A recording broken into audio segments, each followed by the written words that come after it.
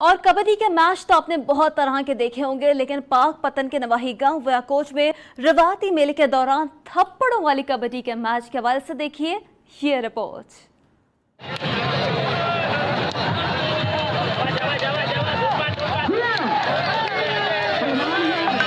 पाकपतन के नवाही गांव व्याकोट में रिवायती मेले पर सजा थप्पड़ों वाली कबड्डी का मैच, जहां पर पहलवानों की हुई खूब जोर आजमाई। कबड्डी का मैच देखने के लिए शौकीन की बड़ी तादाद भी उमड़ आई।